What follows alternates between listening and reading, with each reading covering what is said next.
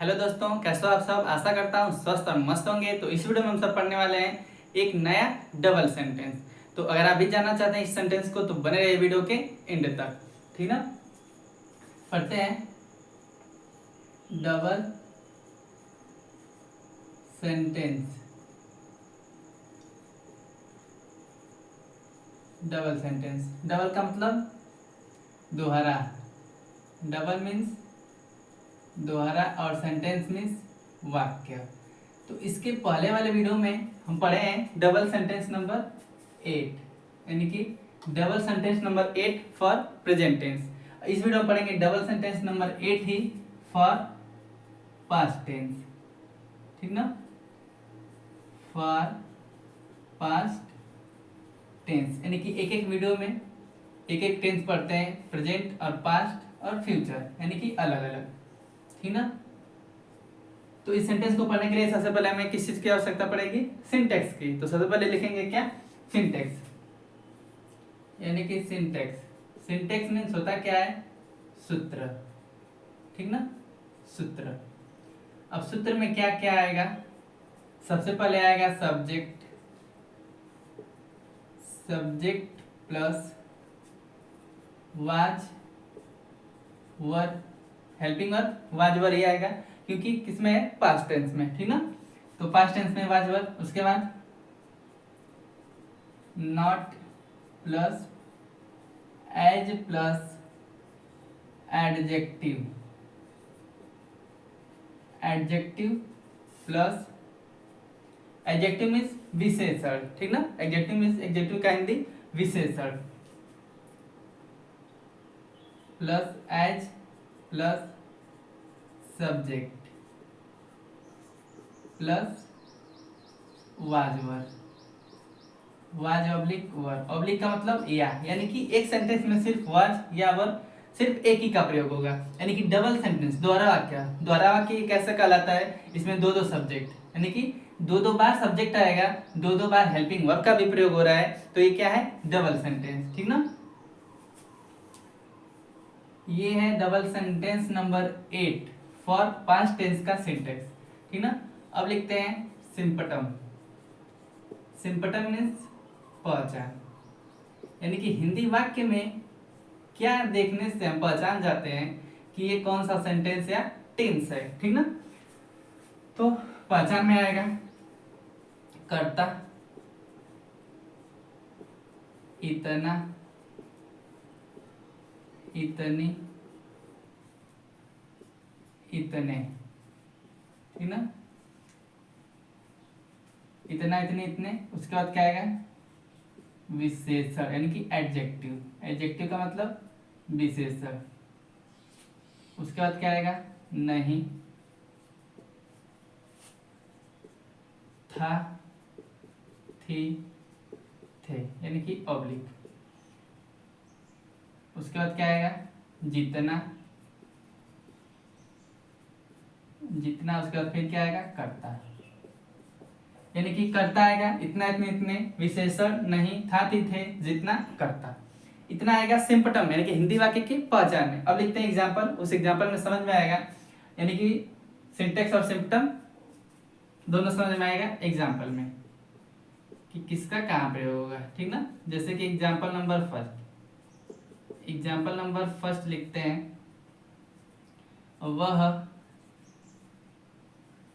इतना, वह इतना बुद्धिमान, बुद्धिमान नहीं था जितना राजू, ठीक ना। जितना राजू, ये जितना। एग्जाम्पल क्या है? एग्जाम्पल नंबर फर्स्ट में वह इतना बुद्धिमान नहीं था जितना राजू। तो यहाँ पे देख सकते हैं कि सिंपटम यानी कि पहचान में कर्ता आया सबसे पहले वह, उसके बाद इतना, इतने में से एक आया इतना, उसके बाद विशेषण बुद्धिमान, वह है लेकिन क्या? बुद्धिमान। तो उसकी विशेषता क्या बता रहा है? कि वो बुद्धिमान है। उसके बाद क्या आया? नहीं। उसके बाद क्या आया? था, थाती थे में से था, यानी कि ऑब्लिक का मतलब तीनों में से एक ही आएगा। उसके बाद जितना, उसके बाद कर्ता फिर से आया क्या? राजू, यानी कि वह इतना बुद्धिमान नहीं था जितना राजू, ठीक ना। तो यहाँ पे सबसे पहले सब्जेक्ट लिखेंगे क्या, वो है, तो जो सबसे पहले सब्जेक्ट रहेगा उसे लिखेंगे, वो का ही। और ही के साथ किसका प्रयोग, वाज का, यानी कि सिंगुलर के साथ वाज का प्रयोग, प्लूरल के साथ वर का प्रयोग। सिर्फ आई के साथ वाज का प्रयोग, यानी कि आई प्लूरल है लेकिन प्लूरल होते हुए भी फर्स्ट कंटिन्यूअस टेंस में आई के साथ वाज का प्रयोग होता है, ठीक ना। यानी कि वह इतना बुद्धिमान नहीं है नहीं था जितना राजू, तो ही वाज, ही के साथ वाज का प्रयोग, ही वाज, उसके बाद नॉट, ही वाज नॉट, उसके बाद क्या है एज, उसके बाद एडजेक्टिव क्या है विशेषण, यानी कि बुद्धिमान, बुद्धिमान या क्या होता है वाइज, यानी कि ही was not as wise, he was not as wise, उसके बाद फिर से किसका प्रयोग एज का, एज वाइज, एज सब्जेक्ट क्या है जितना, यानी कि एज जितना राजू, सब्जेक्ट क्या है राजू, एज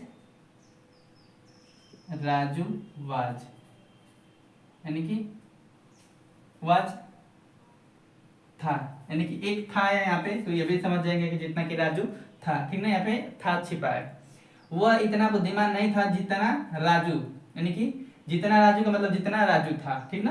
तो he was not as wise as Raju was, जितना राजू था। उसी तरह लिखते हैं एग्जांपल नंबर सेकेंड, जैसे मैं इतना भूखा नहीं था जितना तुम, ठीक ना। मैं इतना भूखा नहीं था जितना कि तुम, यानी कि जितना तुम, तो मैं आया, तो मैं के, यानी कि आई क्या है, सॉरी सब्जेक्ट क्या है मैं का आई, तो आई के साथ किसका प्रयोग होता है वाज का, न कि वर का। तो I was not, I was not as, direct syntax को लिखते चले जाएंगे, ठीक ना, जो जो जिसमें प्रयोग हुआ है सिंटेक्स में वो डायरेक्ट सीधा लिखते चले जाएंगे। तो आई वॉज नॉट एज, उसके बाद क्या भूखा, भूखा का हंग्री, ठीक ना,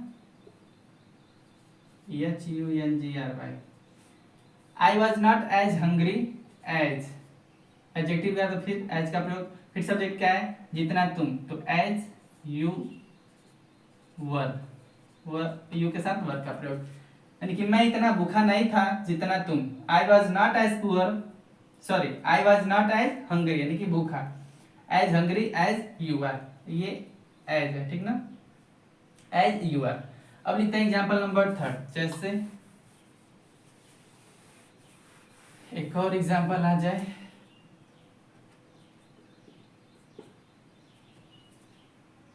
सुधीर इतना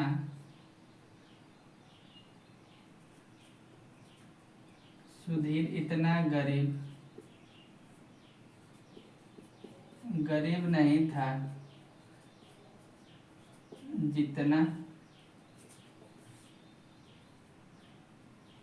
जितना हम, ठीक ना।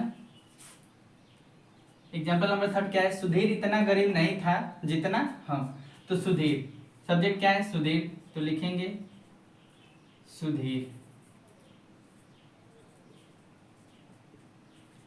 सुधीर वाज नॉट एज, और एडजेक्टिव क्या है गरीब, गरीब का पुअर, तो Sudhir was not as poor, उसके बाद फिर से किसका प्रयोग एज का, एज के बाद फिर सब्जेक्ट क्या है जितना हम, तो एज हम का वी वर, यानी कि जितना हम, यहाँ पे थे छुपा है, ठीक ना, वर वी वर, जितना हम थे।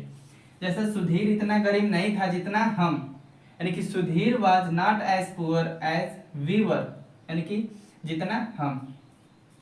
तो ये था डबल सेंटेंस नंबर 8 ही फॉर, यानी कि 8 का मतलब 8, क्योंकि इसके पहले वाले वीडियो में भी 8 पढ़े इसलिए कंफ्यूजन होगा, लेकिन वो था वीडियो डबल सेंटेंस नंबर 8 ही फॉर प्रेजेंट टेंस, ये वीडियो है डबल सेंटेंस नंबर 8 ही फॉर पास्ट टेंस। अब नेक्स्ट वीडियो में पढ़ते हैं डबल सेंटेंस नंबर 8 ही फॉर फ्यूचर टेंस, ठीक ना।